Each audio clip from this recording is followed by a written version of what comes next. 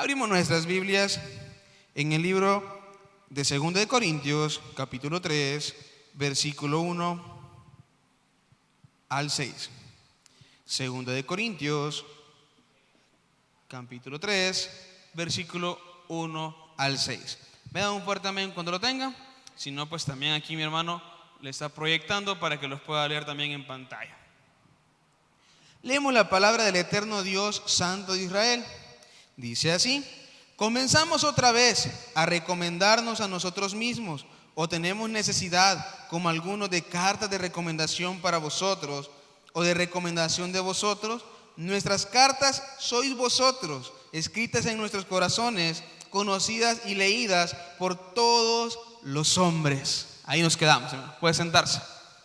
Mi hermano, el título de esta tarde es Cartas Leídas, en las cuales yo creo que el título nos va a guiar a lo que realmente somos nosotros. ¿Cuál es la mejor predicación que puede tener el cristiano? Es su testimonio. Comúnmente no guardamos muchas veces nuestro testimonio, y esa es nuestra mayor predicación, nuestro mayor ejemplo. Pero como todo ser humano, somos imperfectos. ¿Cuántos somos imperfectos acá? Amén. Pero ¿cuántos estamos buscando la perfección en Cristo Jesús? Amén. ¿Por qué? Porque Dios es aquel que nos enseña día con día a ser perfectos. Nos vamos en la mañana muchas veces, y me lo digo en mi claro ejemplo con mi persona. Vamos en tráfico. Yo ya me he molestado. Me pasó una anécdota que me he molestado en tráfico con otro conductor, y cuando me voy a dar cuenta es empleado de la misma empresa donde yo trabajo. Y topármelo ahí enfrente y decir, ¿qué ejemplo muchas veces damos? ¿Por qué? Porque damos mal carácter, nos enojamos y somos cartas leídas. O mostramos, en vez de mostrar amor, mostramos enojo o mostramos odio. Dios lo que quiere es que usted y yo entendamos: usted es un testimonio vivo de lo que Dios puede hacer con un ser humano. Usted es un testimonio vivo de lo que Dios puede hacer con un ser humano. ¿Por qué? Porque Dios lo tiene con vida. Esta mañana, si sacáramos las estadísticas, muchos no vieron la luz del día. O imagínense ahora lo que está pasando en Turquía y Sudáfrica. ¿Cuántos pensaron que iba a llegar un terremoto de tal magnitud y lo que iba a suceder? ¿Y cuántos tuvieron la oportunidad de salir vivos y dieron la oportunidad de poderse reconciliar? Por eso Dios nos dice que vivamos todos nuestros días como si fuera el último. ¿Por qué? Porque no sabemos si mañana Dios nos llama a su presencia, o de aquí a más tarde Dios nos llama a su presencia. ¿Y cómo vamos a vivir nuestro último día? ¿Cómo vamos que queremos que nos conozca la gente? ¿Cómo va a ser su testimonio de vida? Y cómo Dios va a mostrar su vida para todo aquel que tiene conocimiento de su persona y sabe cómo es usted. ¿Cómo lo conocen en su trabajo? ¿Cómo lo conocen en su ciudad donde usted vive? ¿Cómo lo conocen en su pasaje, en su senda, en su residencial donde usted camina? ¿Lo conocen como aquel hermano que saluda a todos? A mí me surge que cuando voy con mi mamá o voy con mi papá, ellos conocen a medio mundo. Si vamos a pie es para saludar a media cuadra completa. Ahí están saludándose y de repente se detienen, platican con uno, después platican con otro. ¿Cómo lo conocen a usted? ¿Lo conocen como aquel que pasa y pasa todo enojado? ¿O lo conocen como aquel que ora y le cree a Dios? ¿Lo conocen como aquel que a pesar de sus problemas se contentan con lo que Dios le está permitiendo dar? ¿Cómo lo conocen a usted? Como aquel que es solo de iglesia, allá es cristiano, pero fuera de la iglesia no es cristiano. ¿Cómo lo conocen?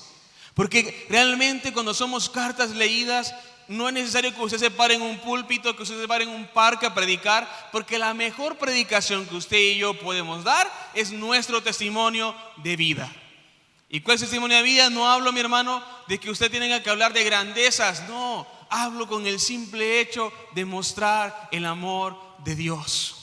Dice la palabra del Señor: sobre todas las cosas, vestidos de amor.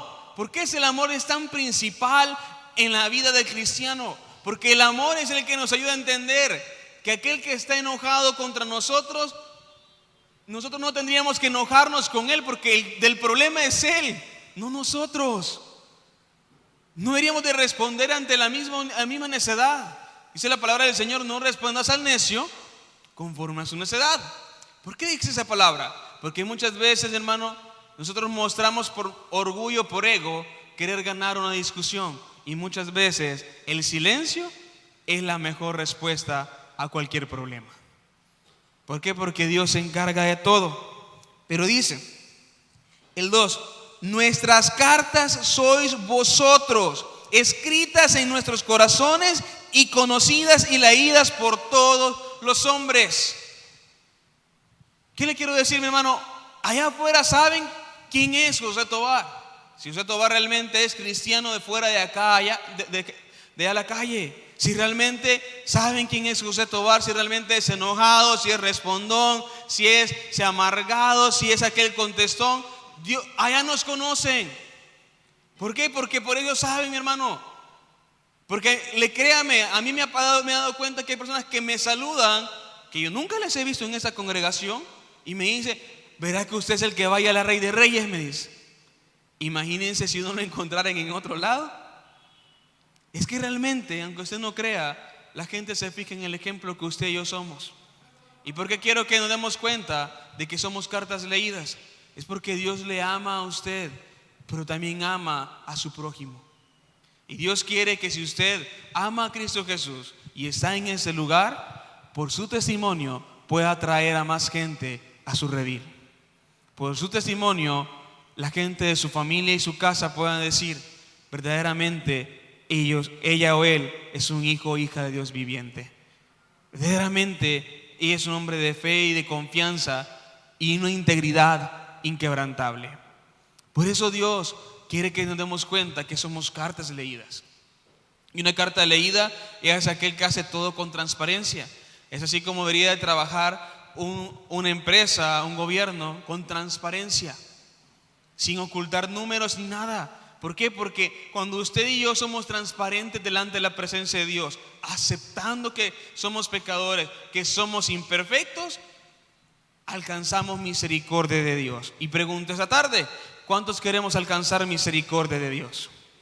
Y dice la palabra de Dios en Lamentaciones: por la bondad de Jehová no hemos sido consumidos, porque nunca decayeron sus misericordias. Y la misericordia de Dios va acompañada del amor de Él, y ahí nos convertimos, cuando usted y yo nos entregamos a Él, en un testimonio vivo. Que Dios lo pudo rescatar de algún vicio, que Dios le cambió el carácter, que Dios lo sanó, que Dios le ha provisto, que Dios lo ha levantado de aquel momento en que usted decayó, de aquel desánimo, de aquella depresión, que Dios lo ha sacado financieramente adelante, que Dios arregló su vida y se convierte en un testimonio para que alguien más aprenda y conozca del amor de Cristo Jesús.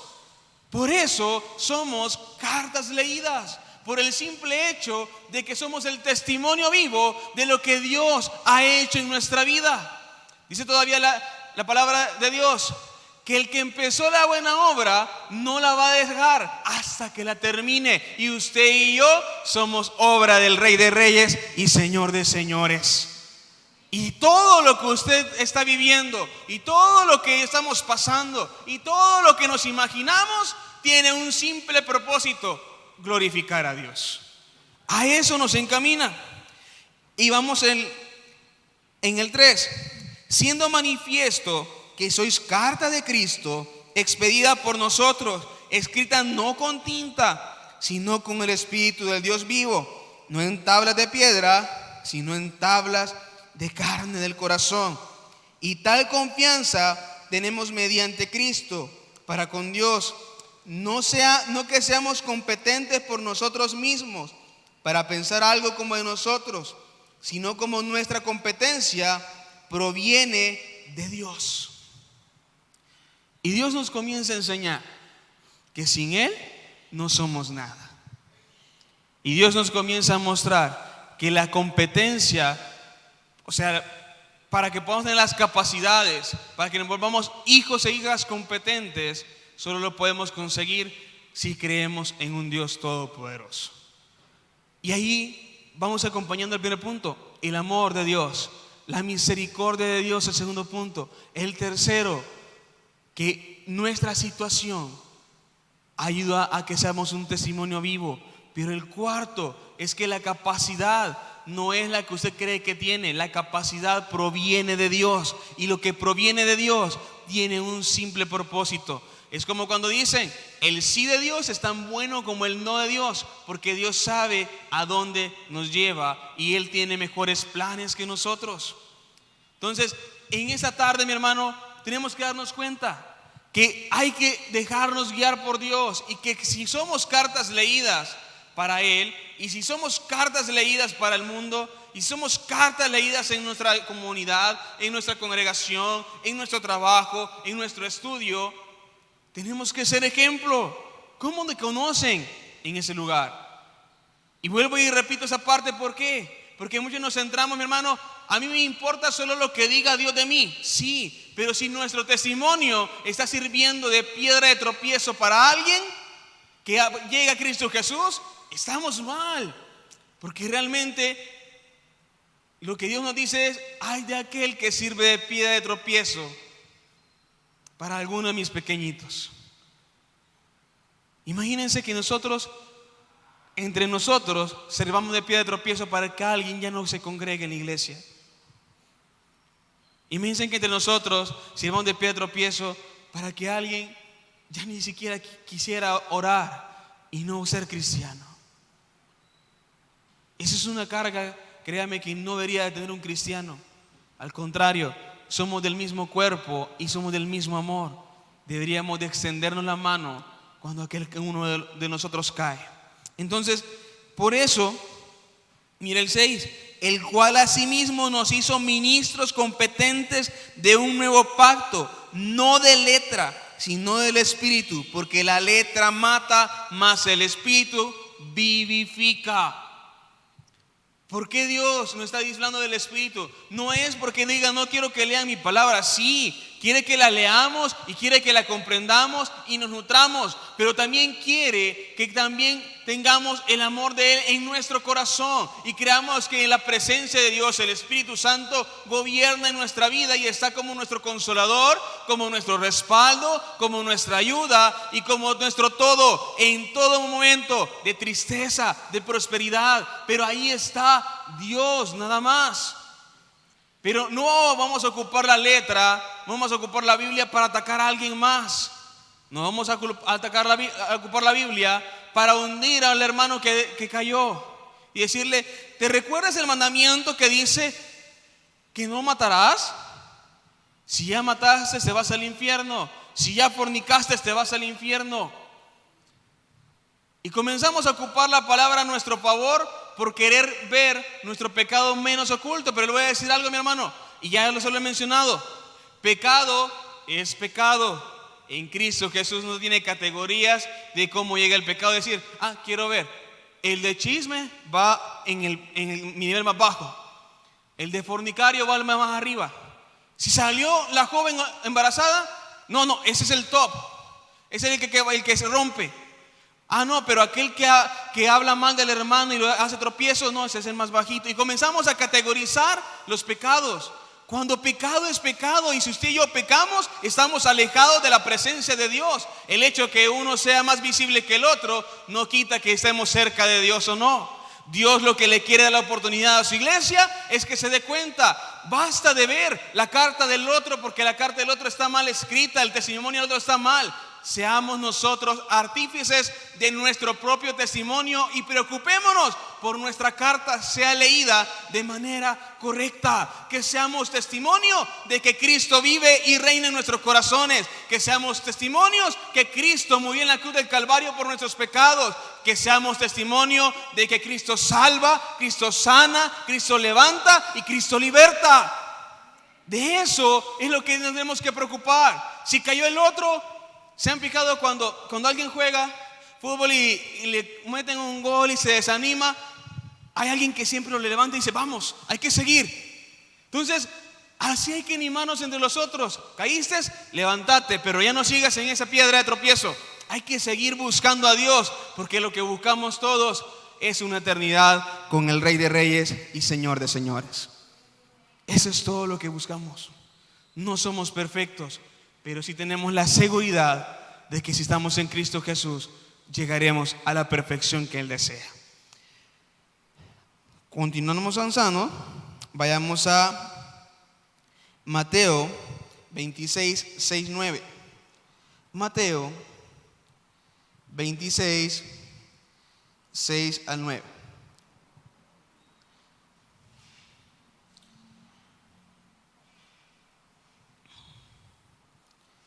26, 69, perdón.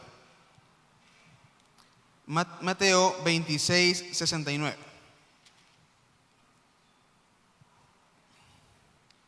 Hay dos escenarios. Uno, cuando se nos descubre el pecado y nos dicen vas a pecar. Y hay otro cuando obtenemos el perdón de Dios. Pero estaba sentado fuera del patio, en el patio. Pedro estaba sentado fuera del patio y se le acercó una criada diciendo: tú también estabas con Jesús el Galileo. Mas él le negó delante de todos diciendo: no sé lo que dices. Saliendo él a la puerta, le vio otra y le dijo a los que estaban allí: también este estaba con Jesús el Nazareno. Pero él negó otra vez con juramento: no conozco al hombre. Un poco después, acercándose los que por allí estaban, dijeron a Pedro: verdaderamente tú eres de ellos, porque aún tu manera de hablar te descubre. Entonces él comenzó a maldecir y a jurar: no conozco al hombre, y enseguida cantó el gallo. Entonces Pedro se acordó de las palabras de Jesús que le había dicho: y antes que cante el gallo, me negarás 3 veces. Y saliendo fuera, lloró amargamente. Hermano, si ustedes se dieron cuenta, hay algo que yo resalto de esa parte. La gente le dijo: tu manera de hablar te delata. Tu manera de ser te delata que tú eres hijo de Dios. O sea, Pedro lamentablemente buscó negar, porque no quería quizás ser apedreado, quizás que ser crucificado, y tenía miedo, y es válido. Porque yo creo que como ser humano, cuando la muerte nos visita, el temor siempre está, a pesar de que seamos hijos de Dios. Ya sea por un accidente, ya sea porque pasamos una circunstancia delicada de salud, quieras o no, en algún momento hemos pasado algún temor. Y por muy cristiano que podamos ser, tenemos que estar preparados también para la muerte. ¿Y cómo vamos a estar preparados para la muerte? Porque la muerte no atina edad. Hay gente que se ha ido con 20 años y hay gente que se ha ido con 85 años a la presencia de Dios. Pero aquí estaba Pedro. Y así como estaba Pedro, muchas veces nosotros nos alejamos de la presencia de Dios. Dejamos de congregarnos, dejamos de buscar de la presencia de Dios.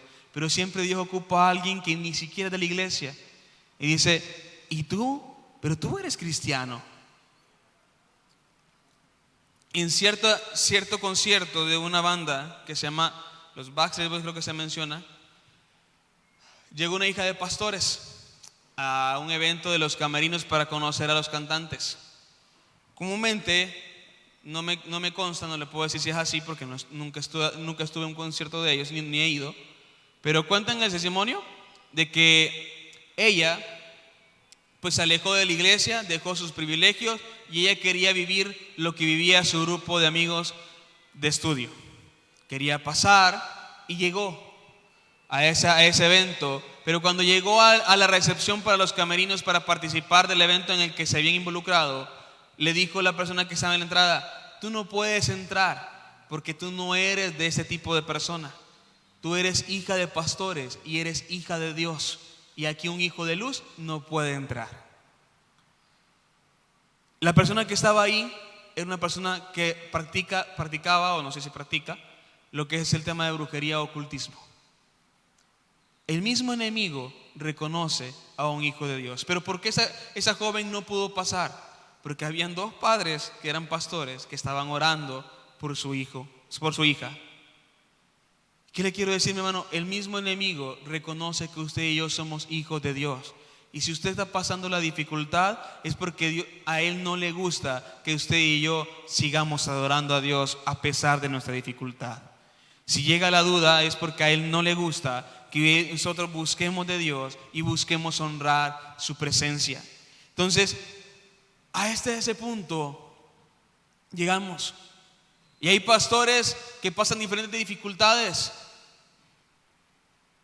Pastor Rubén Hernández perdió a su hija, se alejó de la presencia de Dios y se alejó con su novio a vivir de discotecas y todo, y en una misma consumo de drogas, el mismo novio le disparó con una escopeta en la cara.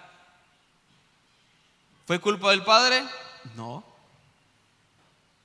Porque la hija conocía de Dios, la hija sabía quién era Cristo y sabía que tenía la presencia. Tuvo la oportunidad de reconciliarse, pero más no tuvo la oportunidad de salir con vida de ese escenario.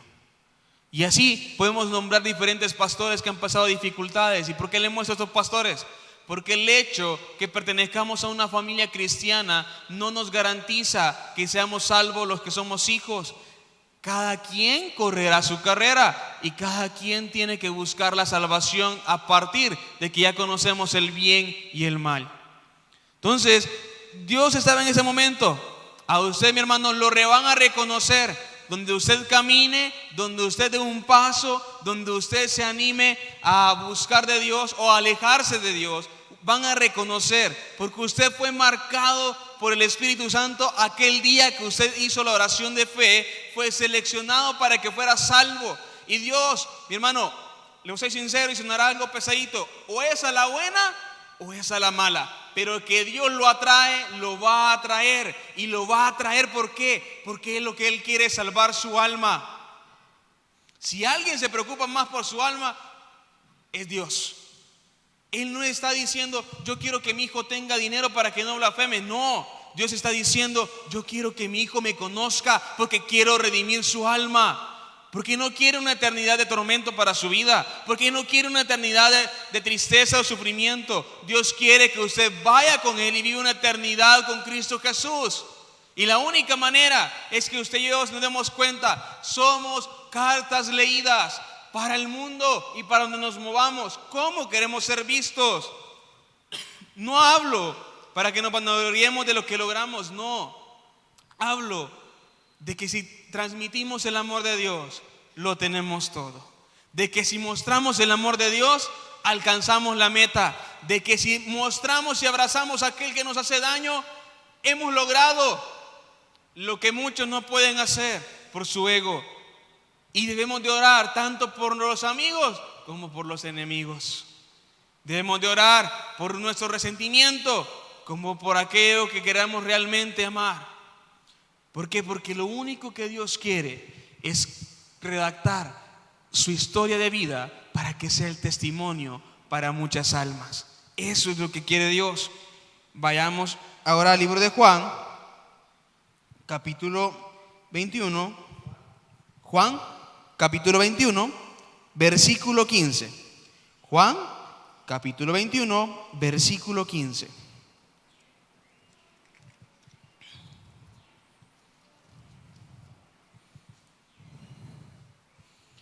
Esto es posterior a cuando Pedro es visitado por Jesús y le ha negado 3 veces.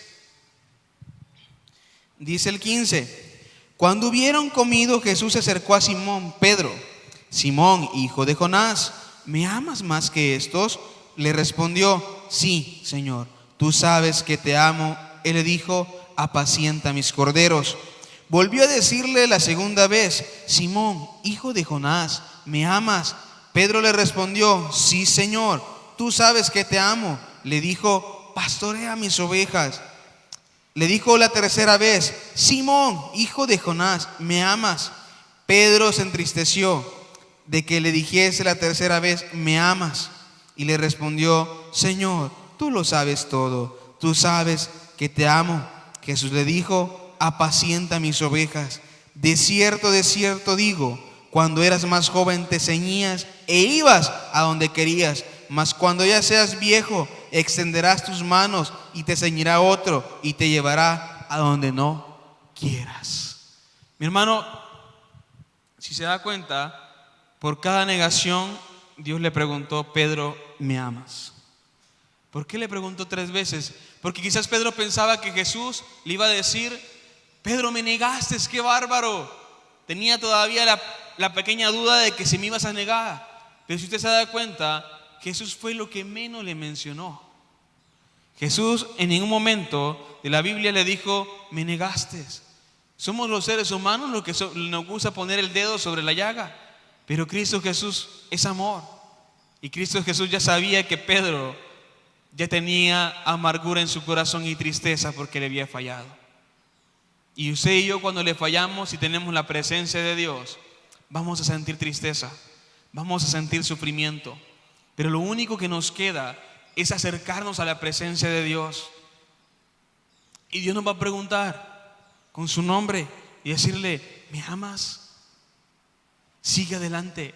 Le vuelve a preguntar, ¿me amas? Sigue adelante.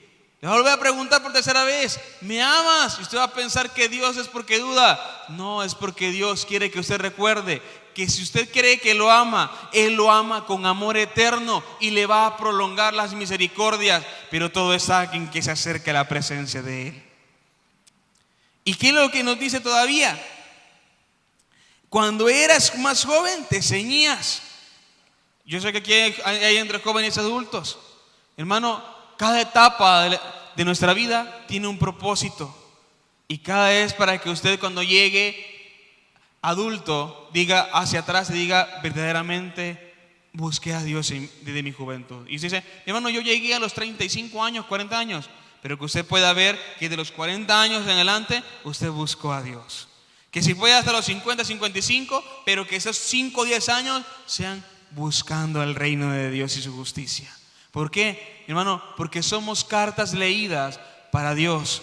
Y como somos cartas leídas para Dios, cuando usted y yo dejemos que Él escriba en nuestras tablas de nuestros corazones cómo quiere Él nuestra vida, cómo es el propósito de Dios para con nosotros, qué es lo que Dios tiene para con cada uno de ustedes y qué es lo que Dios quiere hacer con su familia, usted se dará cuenta que es mejor que Él escriba nuestras vidas a que nosotros lo hagamos por nuestra propia mente, porque Él tiene planes perfectos y son planes de bendición y son planes para poder bendecir a otros.